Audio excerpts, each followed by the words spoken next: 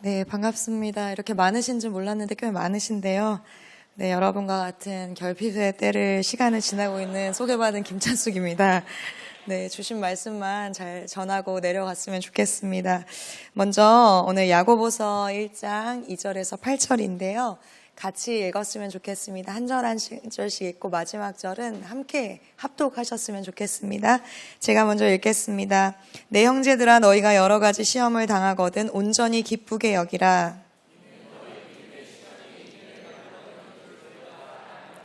인내를 온전히 이루라. 이는 너희로 온전하고 구비하여 조금도 부족함이 없게 하려 함이라.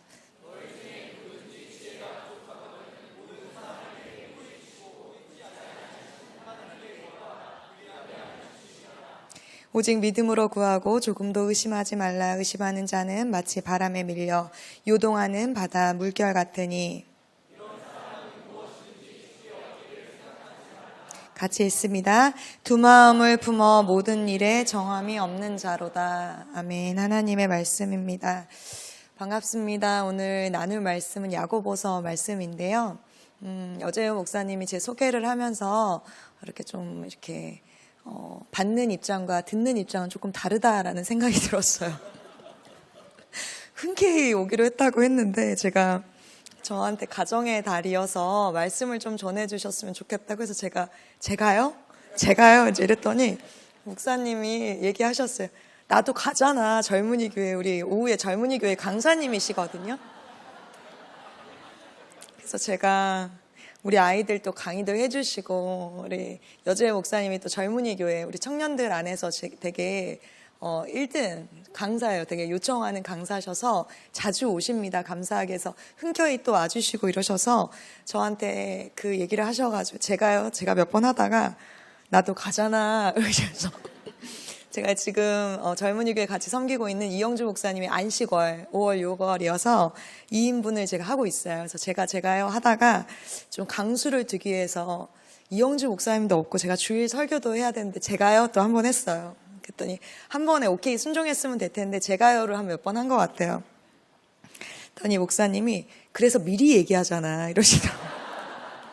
뭔가 뺄 수가 없었어요. 그래서 제가 알겠습니다 이렇게 하고 준비를 했는데요. 말씀을 준비하면서 이제 목사님이 가정 부흥회 여서 저도 누구보다 잘 압니다. 그래서 가정 부흥의 5월, 가정을 이루어야 되고 가정에서 어떻게 해야 되고 자녀를 어떻게 양육해야 되고 이런 메시지로 이렇게 전하시는데 은혜도 되지만 어떻게 해야 되나 금요 성령 집회 때도 너무 은혜도 되지만 어떻게 해야 되나 해서 젊은이 교회 같은 경우는 연애 특강 이런 것들을 또 해요. 젊은이들이 소외될까 봐.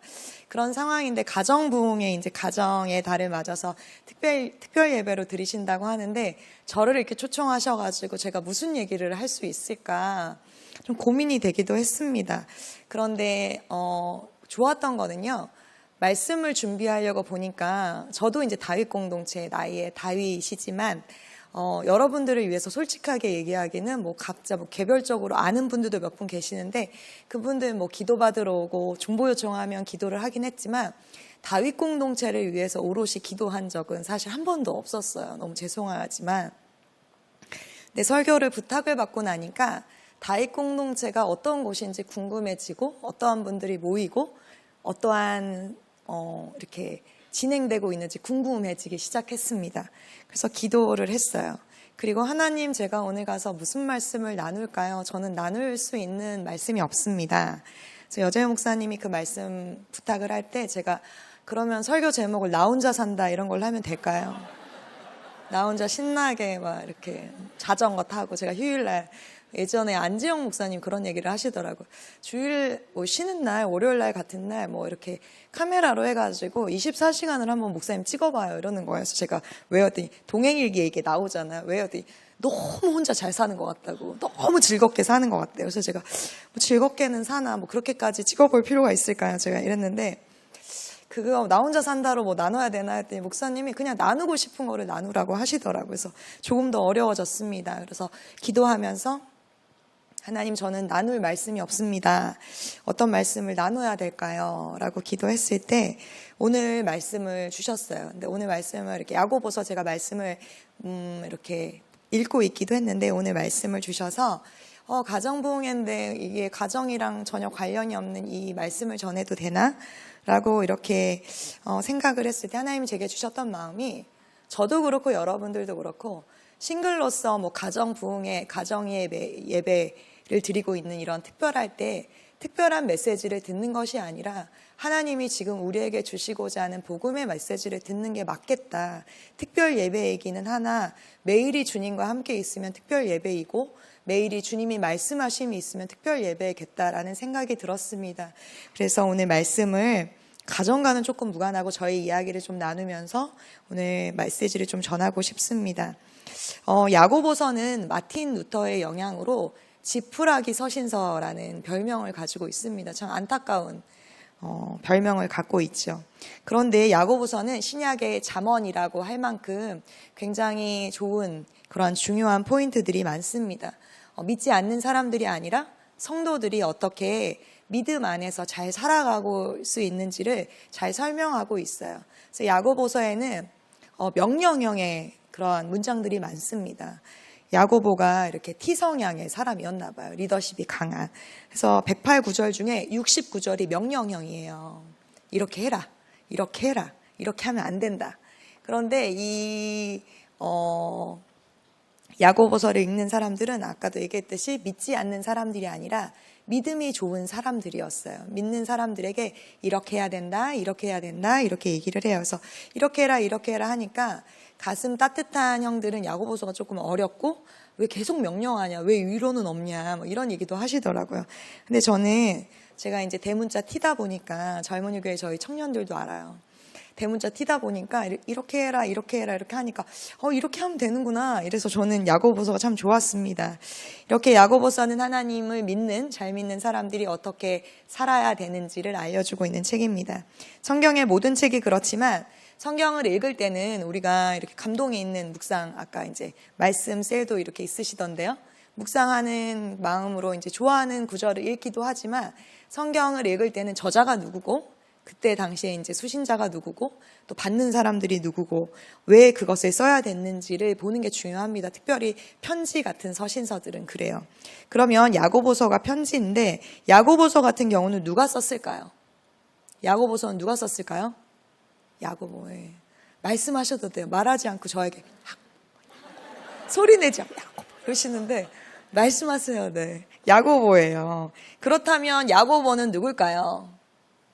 네, 서로 곤란해질 수 있으니까 제가 얘기할게요. 우리 그 젊은이 교회 청년들도 그래요. 어쩌라고, 여러분들 따뜻하게 저를 이렇게 봐주셔서 너무 감사한데 그 아이들은 2번, 3번 질문을 하면 어쩌라고 하는 눈빛으로 저를 쳐다봐요. 그럼 제가 얘기할게요. 그러고 나서 얘기를 해요. 예루살렘 교회 기둥 같은 이 야고보는 예수님의 동생이었습니다. 그렇게 예수님과 함께 그리고 예수님을 따라 그렇게 열심히 신앙생활을 하고 예수님을 전하다가 결국에는 순교를 당하게 됩니다. 그렇다면 야고보서를 이렇게 야고보서가 썼잖아요. 야고보서의 편지를 받는 사람들은 누구였을까요? 받는 사람들. 질문하지 말라니까 또 하는 이런 느낌인데 야고보서 1장 1절 우리가 읽은 1장 1절에 보면 받는 사람들이 나와 있어요. 뭐라고 보면 박해와 어려움으로 팔레스타인 지역에 흩어진 유대인들이에요. 믿는 사람들. 박해와 핍박으로 예수님을 믿는다는 그 이유로 이렇게 흩어진 유대인들에게 믿는 사람들에게 썼어요. 믿지 않는 사람들에게 한 이야기가 아니라는 거예요. 그러면 저와 여러분들처럼 이곳에 앉아있는 박해를 받을 수도 있고 고난당할 수도 있고 그렇지 않을 수도 있지만 믿는 우리에게 말씀하시는 거라는 거예요. 이 믿는 사람들에게 단도직입적으로 1장에 보면은 시험을 당하거든 온전히 기쁘게 여기라 이렇게 말하고 있습니다. 그런데 시험을 당하면 온전히 기쁘게 여기기가 힘듭니다. 성경에는 시험이라는 단어가 참 많이 나옵니다. 왜일까요? 믿는 사람들이 이렇게 시험을 당하는 이러한 삶을 살아가고 있기 때문입니다. 그런데 성경을 보면 시험에는 2가지 단어가 있어요. 히브리어와 헬라어에 보면 2가지 시험이 있는데 시험에는 2가지가 있는데 하나는 테스트와 하나는 템테이션이라는 거예요. 테스트는 뭘까요? 하나님이 우리의 믿음의 삶을 더 이렇게 견고하게 만드시려고 시험을 하는 겁니다. 그럼 템테이션은 뭘까요? 사단이 우리를 믿음의 그러한 길을 가지 못하도록 이렇게 무너뜨리려고 하는 게 템테이션이라는 거예요. 테스트와 템테이션이 있어요. 그런데 성경에서는 이미 그 일들이 끝났고 테스트인지 템테이션인지 뭐 히브리어 헬라어로 보지 않아도 잘 직역이 돼 있어서 우리가 그거를 알고 있는데 우리가 믿음의 길을 갈 때는 이 테스트와 템테이션을 어떻게 구별하며 살아갈 수 있을까요? 궁금하지 않으세요, 여러분? 제가 이 말씀을 이렇게 보는데 시험을 당하거든 온전히 기쁘게 여기라. 그리고 말씀을 준비하는데 이거는 어떤 시험이 내 삶에 올 때 이것이 테스트인지 템테이션인지 어떻게 구별하며 살아갈 수 있을까 이런 생각을 하게 됐습니다. 그래서 설교를 준비하다가 저는 산책을 되게 좋아하거든요. 산책을 가게 됐어요. 그런데 오늘 설교 준비를 하면서 이렇게 산책을 가는데 문득 이제 산책을 하면서 그냥 산책만 하는 것이 아니라 음악도 듣고 찬양도 듣고 주님께 이렇게 산책하면서 묻는 시간을 많이 가져요. 머리가 이게 복잡하거나 운동이 필요하거나 그러면 이렇게 제가 지지난주에도 토요일 날 한참 바빴는데 이렇게 하다 보니까 신방이 있고 신방이 하나 취소가 돼가지고 그러면 이 시간을 오롯이 남기지 말고 산책을 좀 하자 해가지고 이렇게 이어폰을 끼고 산책을 막 갔어요. 그리고 나서 이후에 또 신방이 있어서 신방을 하고 리더 모임을 했는데 그 복정동에 몇 명 본 친구들이 청년들이 목사님 뭐라고 이렇게 중얼중얼 거리면서 이렇게 길을 자꾸 걸어가냐는 거예요. 혼자서. 이렇게. 그래서 제가 되게 홀리하게 주님과 대화하면서 갔다. 막 이러더라고요. 그날도 제가 그랬어요. 이렇게 지나가면 산책하면서 하나님 알겠는데 그럼 테스트와 템테이션을 어떻게 구별하며 우리가 살아갈 수 있어요? 테스트와 템테이션은 어떻게 구별할 수 있죠? 이렇게 주님께 물었어요. 그랬더니 주님이 제 마음 가운데 몇 걸음 가지 않아서 이런 마음을 주셨어요. 너는 그것을 구별하는 것이 왜 그렇게 중요하냐 이렇게 물으시는 거예요. 그래서 제가 테스트면 기쁘게 가고 템테이션이면 이렇게 영적으로 방어하면서 가야 되지 않을까요? 이렇게 물었어요. 그랬더니 주님이 그냥 아무 말씀이 없으신 거예요. 그래서 산책을 계속 가는데 제 마음 가운데 들었던 마음이 뭐였냐면 그 시험이 테스트인지 템테이션인지 구별하는 것도 중요하겠지만 그거보다 더 중요한 것은 테스트든 템테이션이든 하나님과 함께 한다면 그것이 템테이션일지라도 테스트가 되고 테스트일지라도 테스트가 된다는 마음이었어요. 내가 어떠한 시험이 올 때 하나님과 내가 함께 하는가 함께 하지 않는가 테스트, 템테이션 그 모든 시험들이 하나님과 함께 한다면 하나님과 더욱 가까워지는 테스트의 시간이 된다는 생각이 들었어요. 그래서 제가 아멘 했습니다. 사랑하는 여러분, 혹시 여러분 가운데 시험 가운데 있고 고난 가운데 있으신 분들이 있으십니까? 혹여라도 5월 가정의 달이 되어서 마음 가운데 어려움이 있고 내가 주님을 믿고 이렇게 열심히 살아갔는데 내 안에 남는 것이 무엇이 있는가 하는 이런 마음에 고단함이 있으신 분들이 혹시 있습니까? 지금 보내고 있는 모든 순간이 왜 나만 이런 어려움이 있는 것인가? 왜 나만 이런 특별한 삶을 사는 것인가 하는 마음이 있으신 분이 있으세요? 그 마음 가운데 혹시 하나님을 신뢰하지 못하는 마음이 있어서 마음이 어려운 분, 내 인생이 주님 안에 있는데 내 인생은 왜 이렇게 꼬이기만 할까? 가족에게도 왜 이렇게 나는 짐이 되는 인생을 살아가고 있을까 하는 생각이 드시는 분이 있습니까? 이 시간이 테스트 같으세요? 템테이션 같으세요? 하나님과 함께 그 시험을 온전히 여기고 있다면 그렇게 내가 하나님과 함께 하기로 결단한다면 이 시간 모두가 테스트의 시간이라는 것입니다. 그 시험을 능히 감당할 수 있는 힘은 오직 그 시험이 오거든 하나님 내가 하나님과 함께 걸어가겠습니다. 내 모든 이 시간이 하나님 안에서 해석되는 그러한 온전한 기쁨을 내 안에 가득하게 해주세요 라고 기도하시는 여러분 되시기를 축복합니다. 그럴 때 우리가 하나님을 더욱 알아가고 그 힘으로 내가 뒤로 물러나서 그렇게 살아가는 인생이 아니라 하나님 앞에 더 전진하는 인생이 될 수 있다는 것이에요. 처음 예수님을 믿을 때 예수님 믿으면 행복합니다. 예수님은 사랑이세요. 이렇게 전도를 받지 너 예수님 믿으면 곤란해진다, 고난을 당한다, 시험을 여긴다 이렇게 말해주지 않습니다. 그러나 우리가 알잖아요. 이미 예수님을 믿으면 물론 축복의 삶이지만 그 인생 자체가 늘 축복의 삶은 아니라는 거예요. 예수님을 믿어서 고난이 올 수도 있고 예수님을 믿어서 내가 하지 않아야 될 것들을 해야 되는 시간이 있다는 거예요. 오늘 말씀해 보면 내 형제들아 너희가 여러 가지 시험을 당하거든 우리가 믿음의 길을 걸어가고 있다는 증거라는 거예요. 그래서 여러 가지 시험을 반드시 거쳐야 한다고 야고보서는 분명하게 우리에게 말하고 있습니다. 그리고 예수님께서도 우리에게 말씀하셨어요. 마태복음 16장 24절입니다. 네, 같이 읽어볼까요? 시작.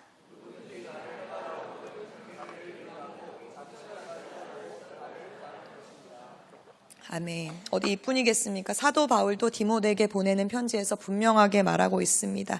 디모데후서 같이 읽겠습니다. 시작. 박해를 받으리라. 아멘.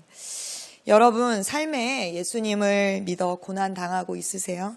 잘 살고 계시는 겁니다. 격려하려고 그러는 것이 아니라 잘 살고 있는 거예요. 저는 저에게 가끔 깜짝깜짝 놀랄 때가 있어요.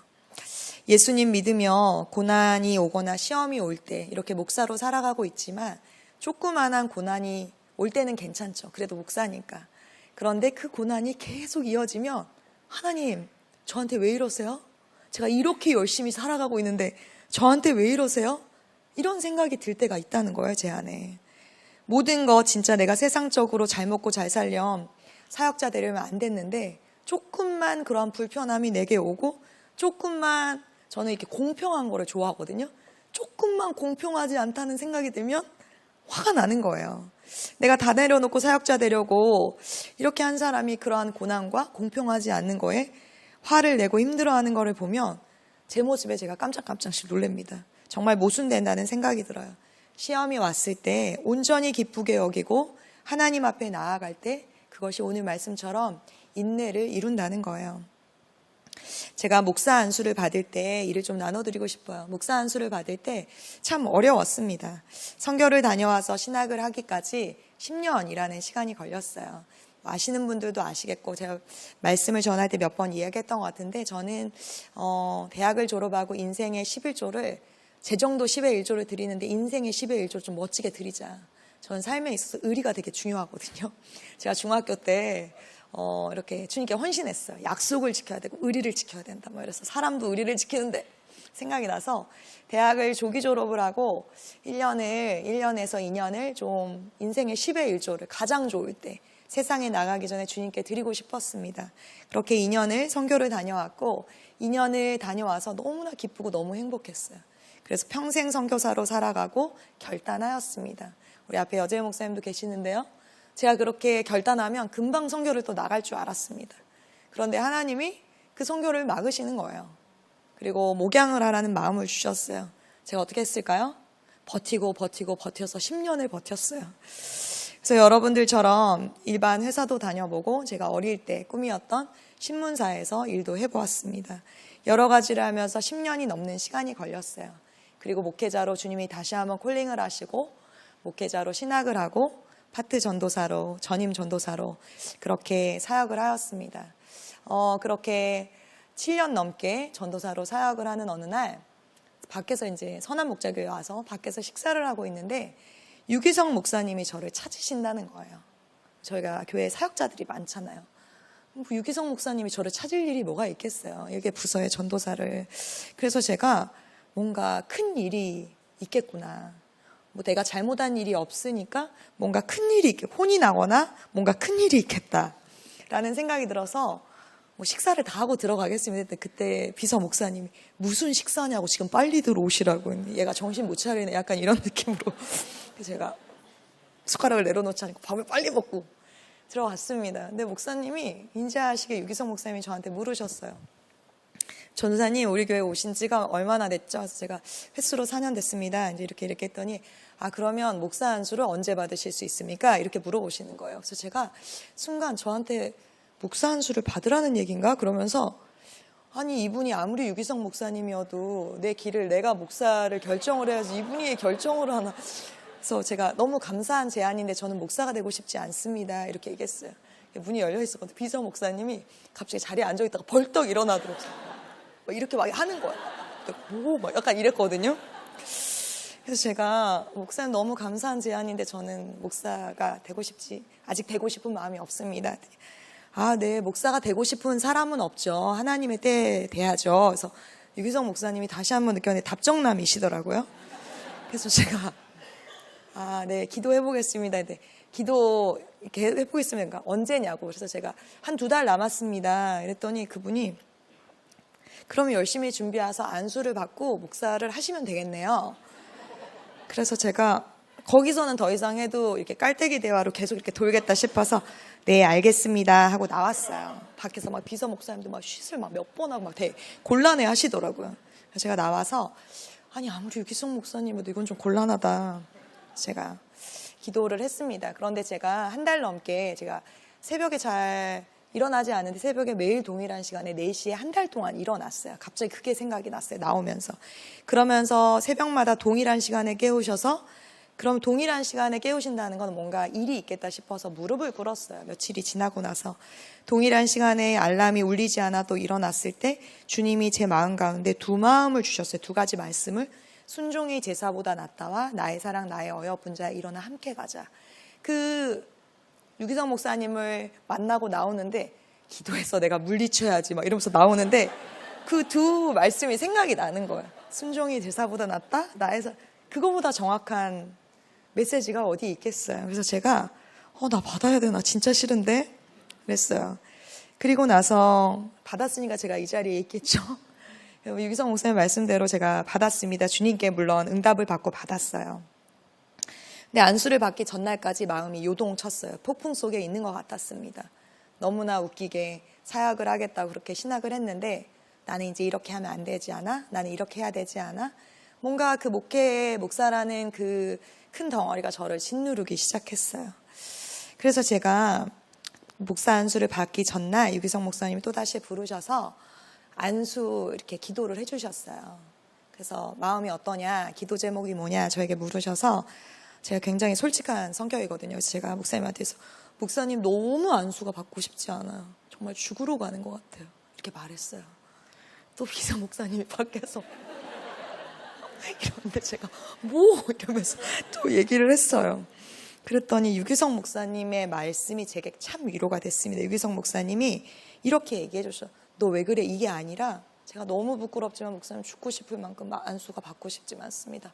목사님이 말씀하셨고 하나님 말씀하셨지만 저는 제 길이 이게 아닌 것 같습니다.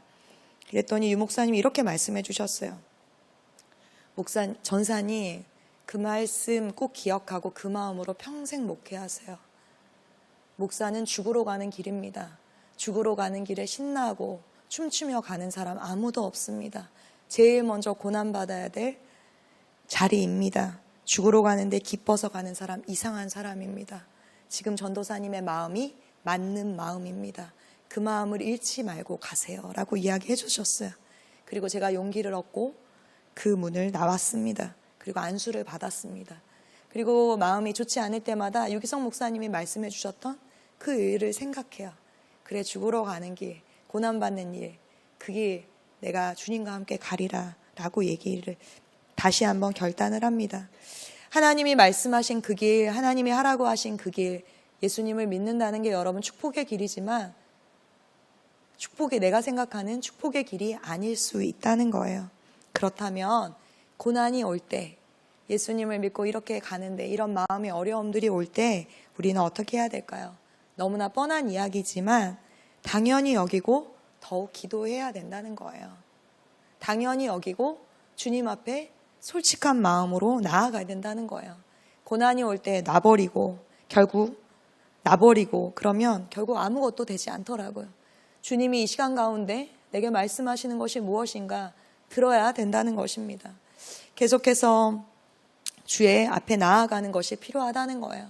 그보다도 훨씬 어렸을 때 제가 아까도 얘기했듯이 제가 선교에 갔을 때의 일입니다. 제가 중국에 2년 동안 선교를 갔을 때 대학 졸업을 하고 그렇게 10의 1조로 나아갔어요. 너무 해맑게 나갔죠. 그런데 그렇게 나가는 저에게 제가 중미합작병원, 중국으로 갔거든요. 제가 중국어를 전공을 했어요. 그래서 중국 중미합작병원에 이렇게 통역하는 일로 갔습니다. 그런데 그 열정으로 많은 사람들 이렇게 다 품고 전도하겠더라고요. 내가 이제 막 중국 사람들 다 전도하고 돌아오리라. 그런데 주님이 저한테 잠잠하라고 말씀하시면서 저에게 이런 마음을 주셨어요.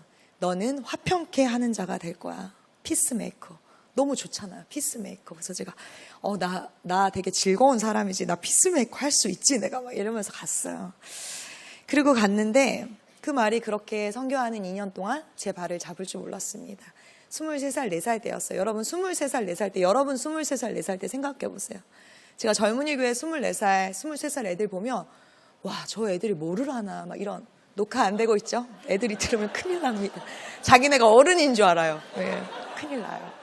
저 23살, 4살 때 생각해 보세요. 아무것도 모를 때예요. 그런데 제가 그때 갔어요. 그런데 화평케 하는 자로 보냈다는 거예요, 병원에. 근데 병원에 갔는데 전 잘 아프지를 않았거든요. 병원이라는 곳을 잘 몰랐어요. 근데 병원에는 깊게 들어가 보니 두 부류의 사람이 있어요. 의사 아니면 행정하는 사람. 여러분 병원에 의사가 먼저일까요? 행정하는 사람이 먼저일까요? 어떤 분은 행정, 어떤 분은 의사. 다 이렇게 다르잖아요. 제가 가보니까 선교사님들이에요. 죄송한 표현이지만 선교사님들이 의사도 있고 행정도 해요. 그런데 거기에는 중국 사람도 있고, 그러니까 일반 직장인들, 중국 사람도 있고, 한국 사람도 있고, 미국 사람도 있고, 한국 사람인데 미국 사람도 있었어요. 그죠? 여러 인종이 섞였죠. 그래서 공통으로 쓰는 언어가 영어 아니면 한국어였죠. 중국인데도 불구하고. 그런데 이곳에서 이제 선교사님들인데 의사가 먼저냐, 행정이 먼저냐, 이걸 갖고 다투시는 거예요. 청년은 저 혼자였어요. 다투시는 이런 상황들 가운데 미묘한 싸움이 있었습니다. 그때 제가 알았어요. 아, 이래서 화평케 하는 자구나. 여러분, 화평한 곳에는 화평케 하는 자가 필요가 없어요. 제가 그때 알았어요. 아, 화평하지 않는 곳에 화평케 하는 자가 필요하구나. 이곳이 바로 그곳이구나. 그래서 제가 이제 가서 그래도 한국어도 하고 영어도 조금 하고 중국어 전공이니까 중국어까지 되는 세계 언어가 되는 사람이 저밖에 없었어요. 그래서 여러 이야기들을 듣고 언어가 통하지 않는 이유 모를 오해와 갈등들을 풀려고 참 많이 노력을 했습니다. 딱 가서 보니 답답하더라고요. 중국 사람들 선교하기는커녕 그날부터 제게 고난의 시간이었습니다. 계속해서 막 제 앞에서 싸우기도 하시고요. 어려움들이 있었어요. 여러 갈등들이. 그때 하나님은 제게 너 화평케 하는 자. 입을 막고 귀를 막고 입을 닫고 귀를 막고 기도하기 시작했습니다. 어려울 때마다 기도했어요. 저희 건물이 5층이었는데 5층에 예배실이 있었거든요. 그 예배실에 가서 매일 기도했습니다. 하나님 나를 도와달라고.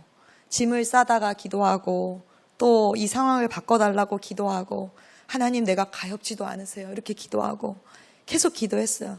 그렇게 기도하기를 몇 달을 했습니다. 그런데 기도하면 할수록 어떻게 됐을까요? 상황은 점점 심해졌어요. 심각해졌어요. 그런데 상황도 심각해졌는데 제 기도도 심각하게 바뀌기 시작했어요. 어떻게 됐을까요? 하나님 이 고난 가운데 나를 좀 도와주세요. 하나님 나를 여기 보내셨잖아요. 이 상황을 좀 바꿔주세요. 저 선생님 이상한 것 같아요. 저 선생님 좀 바꿔주세요. 저 조선족 자꾸 이간질해요. 저 조선족 좀 혼내주세요. 이렇게 기도하기를 몇 달 했는데 어느 순간 제 기도가 어떻게 됐을까요? 하나님 이 병원을 좀 불쌍히 여겨주세요. 하나님 저 선교사님들 좀 축복해 주세요. 하나님 내가 저 선교사님들 축복할 수 있는 축복의 통로가 되게 해주세요. 내 마음을 좀 넓혀주세요. 내 기도가 좀 깊게 해주세요. 주님의 마음을 좀 알게 해주세요. 그리고 맨 처음에는 힘들어서 울었던 그 눈물이 그들이 정말 주님의 마음이 느껴져서 펑펑 울기 시작했습니다. 기도하지 않으면 내가 살 수 없어서 짐 쌀 것 같아서 무릎 꿇었는데 점점 나의 기도가 바뀌고 내 마음이 점점 늘어나는 거예요. 그리고 8개월의 시간이 지났습니다. 그리고 어느 시간이 지나는 순간 모든 오해들이 풀렸어요. 감사하게. 정말 주님이 말씀하시는 그곳에 화평케 하는 자의 역할을 감당하였을 때, 제 힘 아니라 주님의 힘으로 감당하였을 때 화평이 없는 그곳에 화평이 있는 곳으로 바뀌게 되는 은혜를 경험하였습니다. 불안하고 어려움이 있는 곳이니 화평케 하는 자가 필요한 거예요. 어떤 시험이든 주님의 음성을 듣고 그 안에서 살아내는 한 사람이 필요하다는 거예요. 사랑하는 여러분, 오늘 예배하기 위해서 이곳에 모였습니다. 가정에서, 직장에서 또 여러 상황들 속에서 고난 가운데, 어려운 가운데 있으신 분들이 있으십니까? 예수님이 있으라는 곳이었고 예수님이 하라는 그 일이었는데 풀리지 않아서 자꾸만 마음이 응어리지는 분들이 있으세요. 그러면 잘하고 있으신 겁니다. 그런데 정말 죽을 만큼 내가 이제 죽겠다 싶으시다면 더욱 기도하시기 바랍니다. 제가 이 말밖에 해드릴 수 없어서 참 죄송한데요. 제가 지나고 나니 이거밖에 없더라고요. 이게 가장 빠른 길이더라고요. 그리고 또 믿을 만한 주위에 있는 사역자들, 우리 여재영 목사님, 또 전사님에게 또 믿을 만한 사람들에게 중보를 요청하시길 바랍니다. 제가 여기 오니까 참 따뜻한 공동체인 것 같아요. 그 젊은이 교회에서 사역할 때 이렇게 설교할 때랑 다르게 눈을 마주쳐 주시고 이렇게 같은 다윗이라 그런지 막 이렇게 고개를 끄덕끄덕 너무 제가 마음이 편하네요. 제가 젊은이 교회 가면 애들이 설교해봐라 막 약간 이런 눈빛으로 저를 쳐다보는데 너무 감사합니다. 그런데 여러분들에게 같은 시간들을 살고 있기 때문에 누구보다 잘 이해한다는 거예요. 누구보다 잘 이해한다는 거예요. 중보를 요청하시길 바라요. 제가 성경의 인물 중에 대단하다고 생각되어지는 인물들이 참 많죠. 그런데 그중 최고는 요셉인 것 같아요. 가끔 부모님 중에 교회 학교를 섬기다 보면 요셉이라고 이름 짓는 부모님이 계세요. 그러면 제가 와, 저 부모님 믿음이 진짜 대단하다. 요셉 장난 아니다. 이제 이러는데 요셉처럼 힘든 삶을 살으라고 요셉으로 지어주시는 않으셨겠죠. 하나님과 함께 하면서 그렇게 형통한 삶을 살으라고 요셉이라고 지어주셨을 것입니다. 그렇게 요셉의 삶이 형통한 자라고 이야기합니다. 그런데 여러분들이 생각하는 형통은 무엇이세요? 형통. 제가 예전에 그 청소년부 제자훈련 하면서 애들이 요즘에 문해력이 좀 딸리더라고요. 많이 이렇게 스마트폰 많이 하다 보니까 형통한 자 요셉 막 이렇게 얘기를 하다가 애들이 눈을 보니까 잘 이해를 못하고 있는 느낌인 거예요. 그래서 얘들아 형통이 뭐니 형통 이랬어요. 했더니 애들이 막 네이버를 찾아보더라고요. 그래서 형통을 어떤 애가 이렇게 했어요. 뭐 유통하기 전에 이야기라고 했나? 뭐 이런 사전적인 의미가 있대요. 그래서 제가 그거 아닌 것 같고 옆에 있는 애가 말을 하다가 조금 이제 눈치가 있는 애가 잘 되는 거, 복 받는 거 뭐 이렇게 얘기를 하더라고요. 그래서 제가 오케이 그러면 잘 되는 거, 복 받는 거, 돈 많이 버는 것까지 되겠지? 그러면 요셉의 삶이 그랬니? 라고 다시 물어보니 애들이 무슨 얘기를 하지? 하면서 저를 이렇게 봤어요. 우리가 아는 요셉의 삶은 어떤가요? 형통한 자의 삶이었어요. 그런데 그의 인생은 뭐 국무총리가 되고 이후에는 결론적으로 그런 일들이 있었지만 그의 인생의 대부분의 삶은 우리가 생각하는 복받는 인생, 잘 되는 인생, 그게 형통하는 거라면 형통한 인생이 아니었다는 거예요. 그의 인생이 힘든 삶이었습니다. 그러면 성경에서 말하는 형통한 것이 무엇일까요? 말씀에 분명히 나와 있습니다. 요셉이 하나님과 함께 하였기 때문에 형통한 자의 삶을 살았다는 거예요. 가족들에게 버림받고 많은 오해들로 감옥에 있게 되고 계속 어디 하나 잘 풀리는 인생이 아니었습니다. 그러나 그의 인생이 형통한 삶은 창세기 39장 2절에 보면 그 답이 여호와께서 요셉과 함께 하심으로 그가 형통한 자가 되어 라고 돼 있어요. 여호와 하나님과 함께하는 자가 형통한 자라는 겁니다. 어려움 속에서도 하나님에 대한 신뢰를 잃지 않고 고난 중에 하나님과 함께하여 형통한 자가 된 것이 요셉입니다. 우리의 삶에서도 고난이 올 때 요셉처럼 형통한 자로 가정과 직장과 개인의 삶에서 하나님 이 정도면 이 일은 끝나야 되는 거 아닙니까? 라는 기도와 하나님 이 일 좀 해결해 주세요 하는 기도가 아니라 하나님 내가 이 고난 가운데 내가 해야 될 일이 무엇입니까? 내가 견딜 수 있는 마음을 주시고 내가 주님과 함께 걸어가는 단단한 믿음을 주십시오. 이 시간이 주님과 함께하여 믿음으로 견고하게 인내를 이루는 시간이 되게 하여 주십시오. 이러한 마음이 우리 안에 필요하다는 거예요. 계속해서 우리의 삶을 위해 기도할 때 탄탄대로를 걷게 해달라고 기도하기에 앞서 하나님의 뜻대로 시험 당하여도 기쁨으로 온전히 감당하게 해달라고 기도하는 다윗 공동체 여러분 되셨으면 좋겠습니다.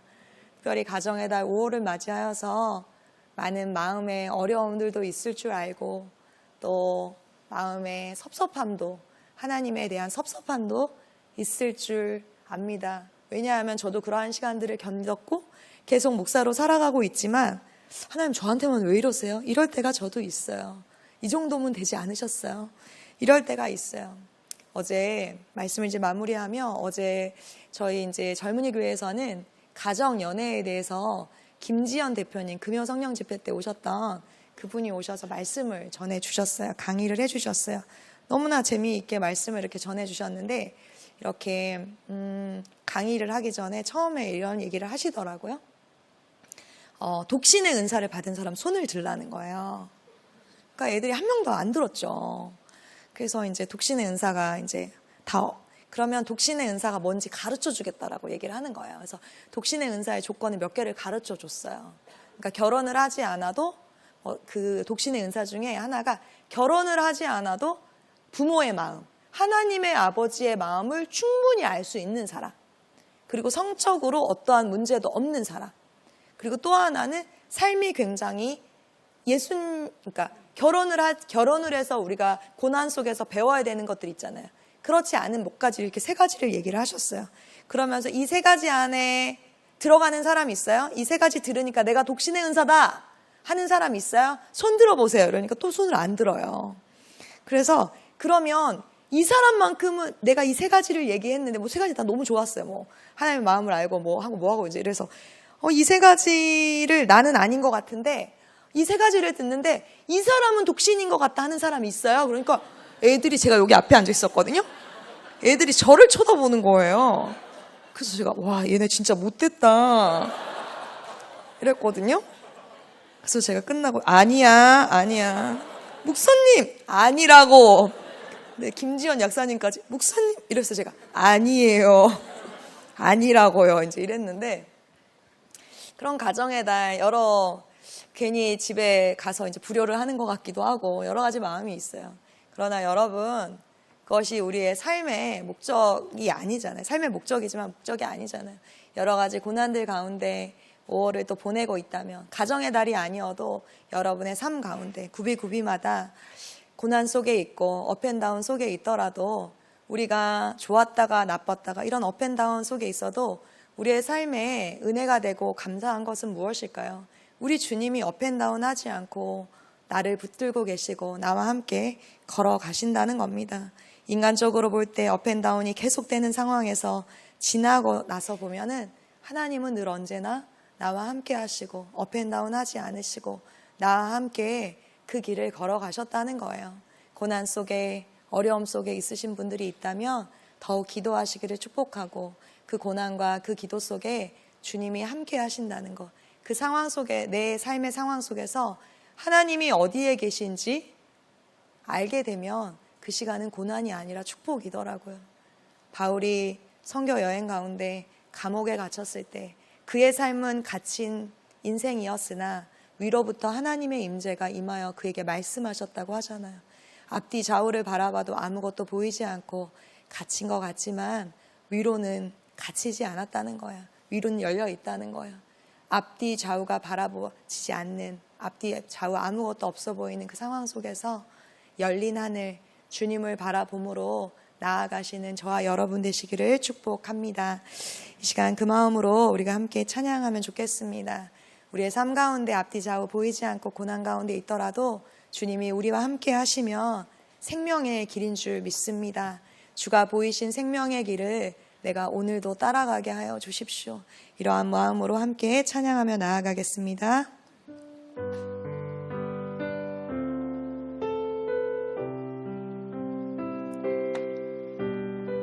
우리의 고난을 우리의 마음을 주님께 드리며 함께 찬양합니다.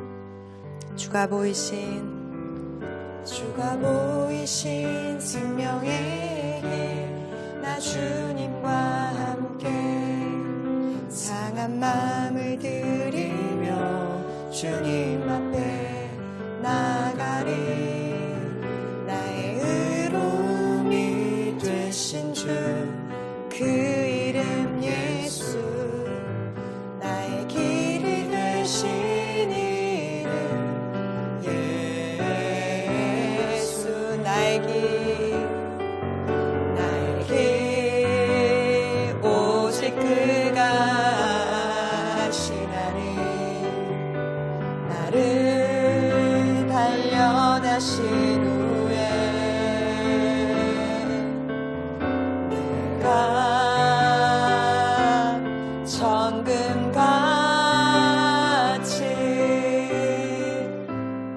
나오리라. 나의 길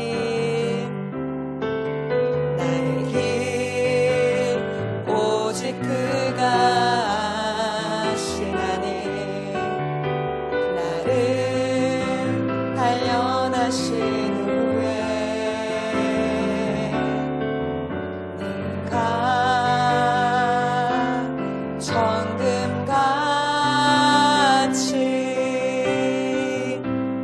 나오리라. 아멘. 이 시간 두 번에 걸쳐서 좀 기도했으면 좋겠습니다. 첫 번째로 2절 말씀 의지하여 함께 기도하기 원하는데요. 오늘 분명히 말씀에서 말씀하고 있습니다.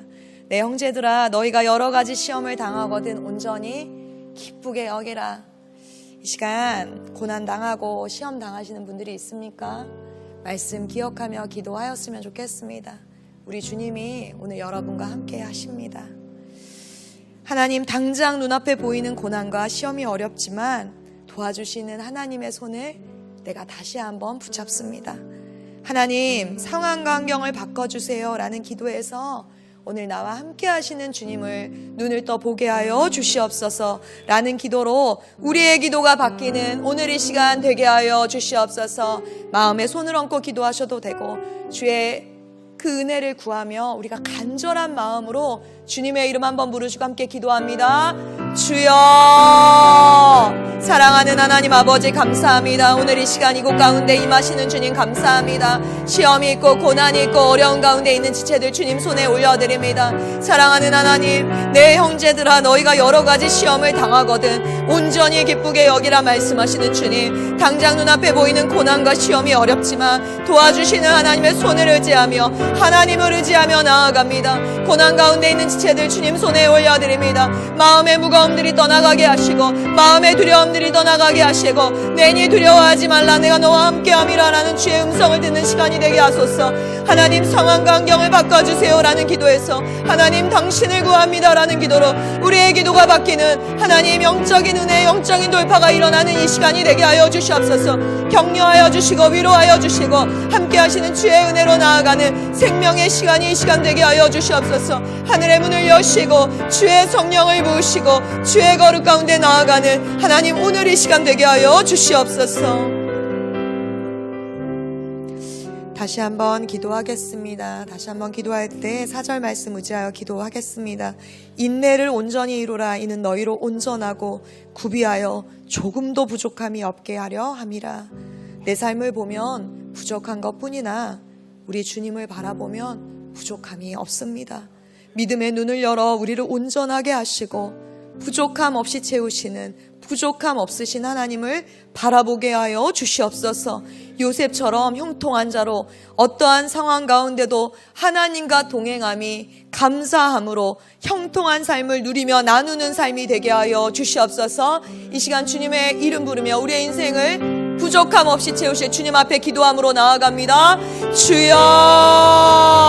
사랑하는 하나님 아버지 감사합니다. 인내를 이루라고 말씀하시는 하나님, 인내를 온전하고 구비하여 조금도 부족함 없게 만드는 주님을 바라봅니다. 주의 성령을 부으시고 주의 거룩을 부으시고 주의 완전하심을 더하셔서 부족함 없는 주님을 더욱 바라보게 하소서. 생명의 주님을 더욱 바라보게 하소서. 주의 거룩을 더욱 바라보게 하소서. 영광 가운데 주님이 주시는 하나님 그 은혜를 경험하게 하시고 하나님 부족함 없는 하나님 꾸짖지 않으시는 주님께 구하며 받는 자들 되게 하여 주시옵소서. 믿음의 눈을 열어 주시옵소서. 우리를 온전케 하시고 부족함 없이 채우시는 하나님을 바라보며 오늘도 힘을 얻게 하여 주시옵소서. 요셉처럼 어떠한 상황 속에서도 믿음의 주여 온전케 하실 하나님을 바라보게 하시고 주님과 함께함이 얼마나 큰 복이고 형통한 자의 삶인지 오늘 기억하며 기도하게 하여 주시옵소서. 주여 역사하여 주시옵소서. 사랑하는 주님 감사합니다. 오늘 형제들아 너희가 여러 가지 시험을 당하거든 온전히 기쁘게 여기라 라고 말씀하시는 그 말씀 앞에 우리가 마음을 들여 기도합니다. 사랑하는 하나님, 고난과 시험 가운데 있는 지체들 가운데 주의 은혜를 부어주시고 주의 성령을 부어주셔서 단단한 마음들을 허락하여 주시옵소서. 믿음의 주여 온전케 하실 하나님을 바라보며 지금 상황과 환경을 바라보는 것 아니라 주님을 바라봄으로 나아갈 수 있도록 기름 부어 주시옵소서. 어떠한 상황 가운데에서도 큰 산아 내가 무엇이냐 내 앞에서 평지가 될지어다 라고 고백하며 큰 산 너머에 계시는 주님을 바라보게 하여 주시옵소서. 완전하시고 온전하시고 부족함 없으신 주님이 우리의 삶을 책임지고 계시고 언제나 함께 하심을 믿으며 하나님 믿음의 주여 온전케 하실 하나님 앞에 기도함으로 우리의 기도가 바뀌는 역사가 일어나게 하여 주시옵소서. 믿음의 눈을 들어 직장과 가정과 삶의 모든 영역들을 보게 하시고 그 안에서 형통한 자의 삶을 누리며 나눌 수 있도록 기름 부어 주시옵소서. 오늘도 예배하는 가운데 주께 마음을 드리고 주 앞에 나온 모든 지체들 가운데 주의 말씀하심을 더하시고 기도로 더욱더 나아갈 수 있도록 기름 부어 주시옵소서. 이제는 우리 주 예수 그리스도의 은혜와 하나님의 한량없으신 사랑과 성령님의 교통하심이 오늘 이 자리에서 고난과 시험 모두를 주님께 드리며 다시 한번 주님께 기도하고 온전히 기쁘게 여기며 형통한 자로 살아가기를 결단하는 모든 예배하는 성도들 가운데 이제로부터 영원까지 함께 하시기를 축원하옵나이다. 아멘.